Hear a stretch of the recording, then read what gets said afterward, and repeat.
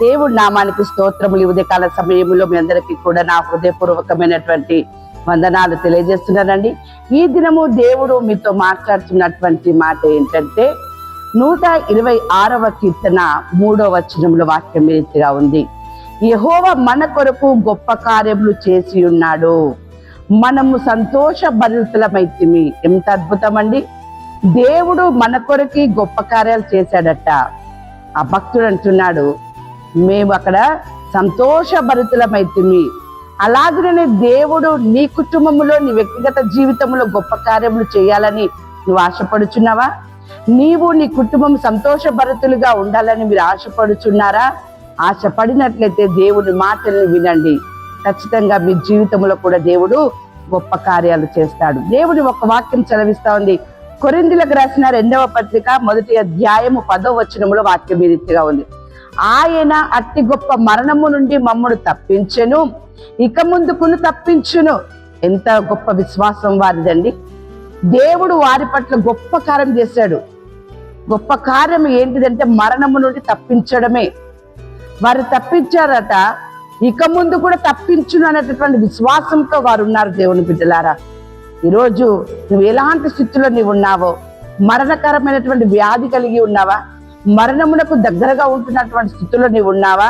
దేవుని బిడ్డలారా, ఖచ్చితంగా దేవుడు నీడల గొప్ప కార్యం చేస్తాడు. 147వ కీర్తన 3వ వచనములో గుండె చెదిరిన వారిని ఆయన బాగు చేయవాడు, వారి గాయములు కట్టువాడు. దేవుని బిడ్డలారా, ఏ సమస్య చేత, ఏ బాధ చేత, ఏ ఇబ్బంది చేత నీ గుండె చెదిరిపోయిందో, గాయమైందో, దుఃఖపడుతూ ఉందో, వేదన పడుతూ ఉందో, దేవుడు అంటున్నాడు, చెదిరిన వారిని ఆయన బాగు చేయవాడు. నీ గుండె చెదిరిందా? నీ గుండె జబ్బుతో నువ్వు బాధపడుతున్నావా?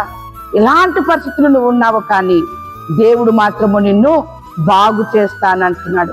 నీ గాయములు కట్టుతాను అంటూ ఉన్నాడు. దేవుని బిడ్డలారా, దేవుని యొక్క వాక్యం సెలవిస్తా ఉంది.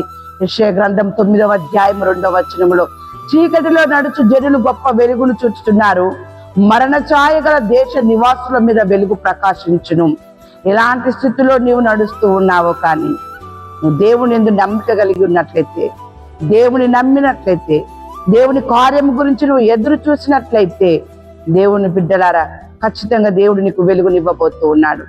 ఖచ్చితంగా దేవుడు నీ పైన వెలుగును ప్రకాశింపజేయబోతూ ఉన్నాడు. ఎంత గొప్ప కార్యం అండి! ఎంత గొప్ప వెలుగును మీరు చూస్తారట. దేవుని బిడ్డలారా, దేవుడు మీతో మాట్లాడేది ఒకటే, దేవుని మాటలకు లోపడండి, విధేయత చూపండి. ఖచ్చితంగా దేవుడు మిమ్మల్ని సంతోషభరితులుగా చేస్తాడు. దేవుని వాక్యం సెలవిస్తాను. ఇర్మియా గ్రంథం 33వ అధ్యాయం 3వ వచనంలో నాకు మొరపెట్టుము, నేను మీకు ఉత్తరం ఇచ్చేదను, నీవు గ్రహింపలేని గొప్ప సంగతులను, గూఢమైన సంగతులను నీకు తెలియజేయును అంటున్నాడు. ఎంత అద్భుతం! ఏ స్థితిలో నీవు ఉన్నావో, ఎలాంటి పరిస్థితి నువ్వు అనుభవిస్తున్నావో, నువ్వు దేవునికి మొర్రపెట్టు, గొప్ప సంగతులు నీకు తెలియజేస్తాడు. గూఢమైనటువంటి సంగతులు నీకు తెలియజేస్తాడు.